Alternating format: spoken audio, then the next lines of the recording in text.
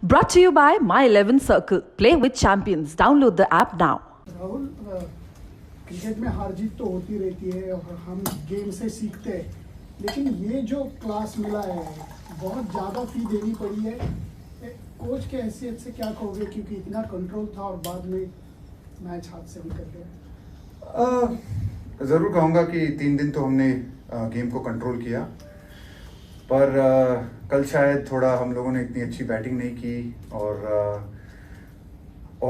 May be 4th innings में bowling भी we weren't able to sort of sustain that intensity and उनको भी दाद देनी पड़ेगी कि उन्होंने भी बहुत अच्छा खेला उन लोगों ने। और ये जो पार्टनरशिप थी वो बहुत अच्छी थी। एक दो छोटे चांसेस मिले भी थे हमको, पर शायद हम कैपिटलाइज नहीं कर पाए उनमें। पर फिर भी मैं ये कहूँगा कि कभी कभी आपको उनको भी दाद देनी पड़ती है, क्योंकि बहुत अच्छी पार्टनरशिप थी और दोनों बहुत अच्छा खेले। Rahul, just 2 matches in South Africa, and now this one, India has failed to take 10 wickets in the 4th innings with all the paces. Why do you think that has happened? Yeah, I mean, obviously it's been disappointing for us. I mean, we had a couple of opportunities in South Africa as well, and here as well. I just think it's something that we need to look at, something we need to probably work on. We've been very good at that over the last few years in terms of being able to take those wickets and win those test matches. But yeah, we haven't been able to do it over the last few months, and I think maybe could be a variety of factors. It could be that just maybe we just need to be able to maintain that intensity and maintain that level of fitness, or maintain that level of performance right through a test match. I think in the second innings we've not batted well as well. I think if you look at all the third innings of these 2 test matches overseas and this one, the batting's also probably not been up to scratch as well. So in both areas, I think we've sort of started the test matches well, but we haven't been able to finish well. And yeah, we need to get better at that, and certainly need to improve. Rahul, कल विक्रम आए थे, उन्होंने बहुत ही ईमानदारी से बात की। जो बैटिंग में प्रॉब्लम था, रेयर होता है इंडियन क्रिकेट में सपोर्ट स्टाफ आते हैं, खुल के बात करते हैं, कोई एक्सक्यूजेस नहीं थी। आप भी वही चीज़ कह रहे हैं। अब चूंकि टेस्ट मैच बहुत दिनों के बाद है, तो इस टेस्ट मैच को चूंकि सीरीज जीतने का इतना रिफ्लेक्ट करेंगे या फिर अभी छोड़ेंगे कि नहीं, इसके बारे में बाद में बात करेंगे। क्रिकेट ऐसी हो रही है कि रिफ्लेक्ट होने का समय ही नहीं मिलता है। 2 दिन के बाद मैं कुछ और बात कर रहा हूँ आपके साथ। पर नहीं, ज़रूर हम सोचेंगे इसके बारे में। जो भी जैसे मैंने भी कहा पहले सवाल में कि हर मैच के बाद आपको कुछ सीख मिलती है, आपको कुछ लर्निंग मिलती है, आपको एक मौका मिलता है। अगर आप हारते हैं, आप जीतते हैं, उसका मतलब आपको सीख लेनी पड़ती है। और ज़रूर जैसे मैंने ये भी कहा, हमको ज़रूर ये देखना पड़ेगा कि क्यों हम तीसरे इनिंग में इतनी अच्छी बैटिंग नहीं कर पाए और चौथे इनिंग में हम विकेट नहीं ले पा रहे जो हमें लेने चाहिए। क्या कर सकते हैं उसके बारे में। ज़रूर आपने जो कहा कि इसके बाद शायद बाहर खेलने के लिए टेस्ट मैच पता नहीं कब मौका मिलेगा या क्या शेड्यूल है हमारा। इसके बाद जो 6 टेस्ट मैचेस है वो सब कॉन्टिनेंट में है हमारे इस साइकिल के। तो ज़रूर उसमें हम उसके बारे में फोकस करेंगे जब वो आएगा। पर ज़रूर इस टेस्ट मैच के बारे में ज़रूर एक कोचेस के बीच में और सेलेक्टर्स के बीच में एक सलाह मशवरा ज़रूर होता है। हम डिस्कस करते हैं, हम हर टेस्ट मैच के बाद रिव्यू करते हैं कि क्या हम सही कर पाए, क्या उससे क्या सीख सकते हैं।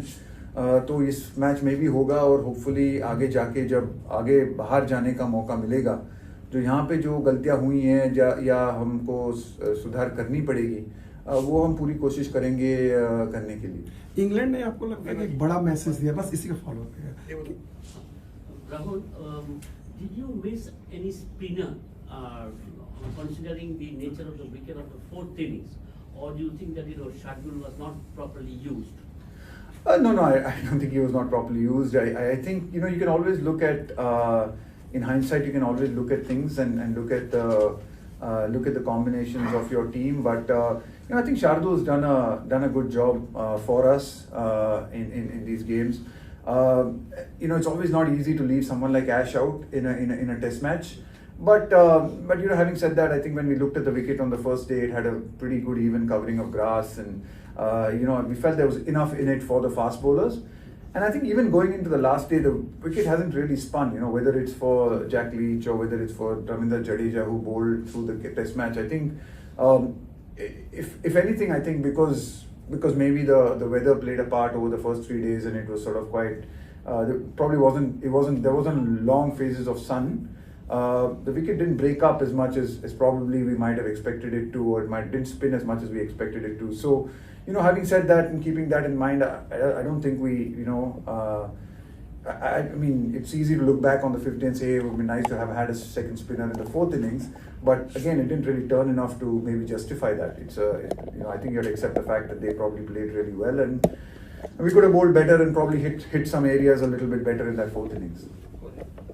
Well, from what you've seen of the New Zealand series and then this Test match, can you just give us your assessment as someone who played an awful lot of Test cricket about how England have reinvented how they play Test cricket, and whether you think it will have a knock-on effect to other countries?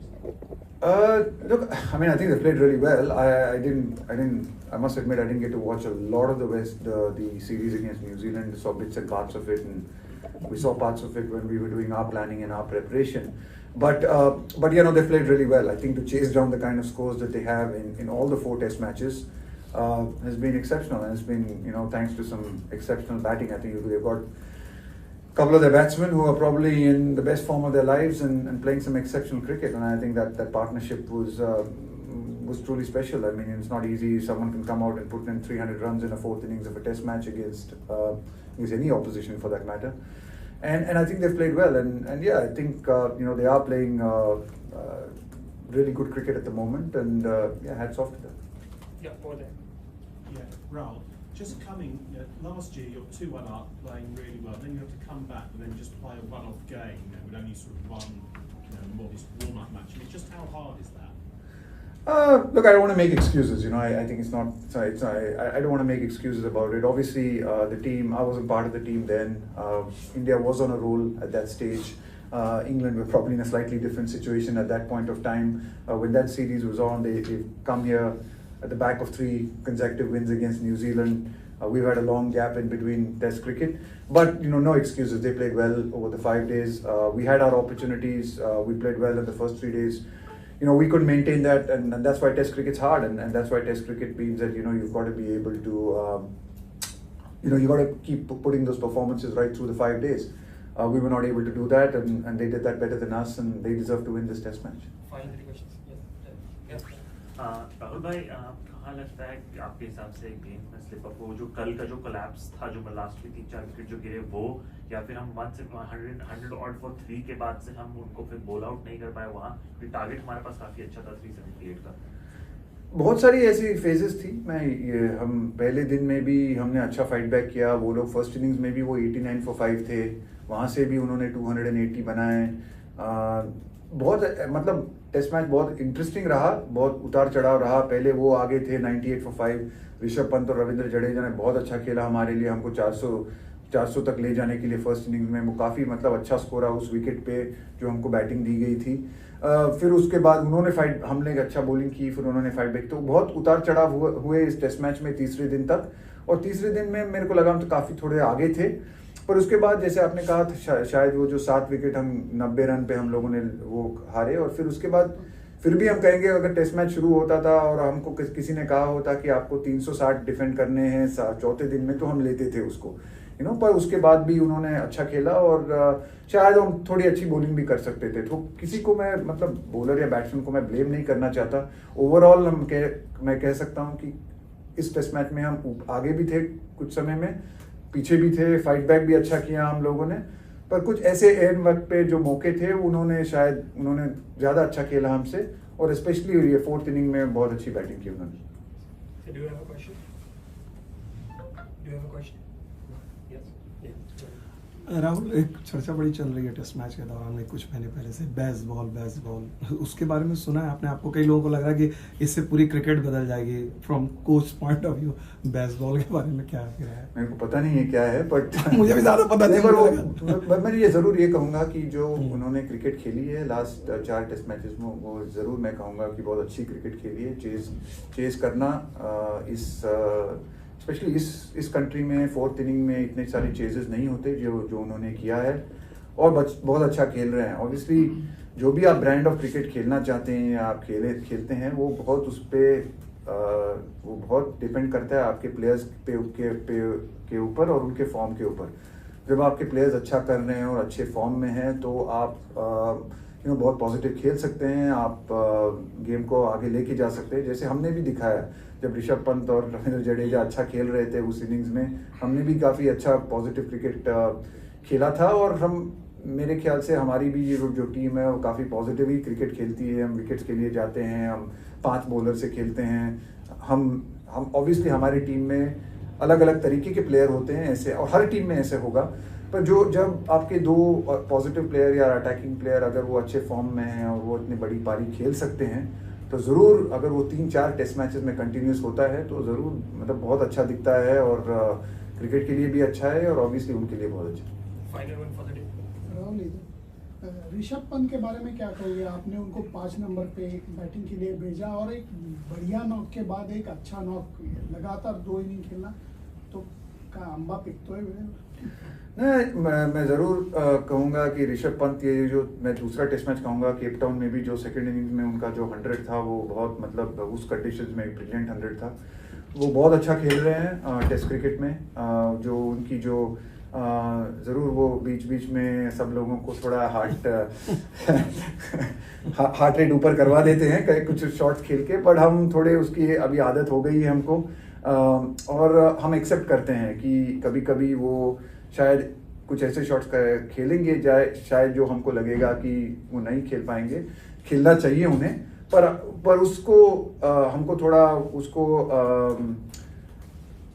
what can I say? I think we need to be able to accept that a little bit because I think जब वो जिस तरीके से वो खेलते हैं और जिस भाव से वो खेलते हैं, वो टेस्ट मैच को टर्न कर सकते हैं, और उन्होंने किया भी इस टेस्ट मैच में। और साउथ अफ्रीका में भी हमको एक बहुत अच्छी चांस दी 4th इनिंग्स में, पर तो बहुत मतलब अच्छा देखने को मिल रहा है। और उसमें भी मैं देख रहा हूँ कि उनकी जो सोच है क्रिकेट के बारे में, ऐसा नहीं लग रहा है कि वो जाके सिर्फ वाइल्डली घुमा रहे हैं, बॉल के लिए वेट कर रहे हैं, जो उनके स्ट्रेंथ्स है उसके ऊपर खेल रहे हैं। जब उनको मिलता है, जो सही बॉलर मिलता है, वो उस समय में फिर वो अपने आप को बैक करते हैं। और वही हमारी मैसेज रही है उनके साथ कि जब आपको लगे जो आपके फेवर में है मैचअप, तो फिर आप जरूर आपको मौका दिया जाता है कि आप पॉजिटिवली खेल सकें। मेरे साथ जुड़िए मनाने के लिए क्रिकेट का सबसे बड़ा त्योहार। मैच से जुड़े आपके हर सवाल का हम देंगे जवाब। जानने के लिए हर update, live analysis, special interviews, download कीजिए स्पोर्ट्स द कैंप।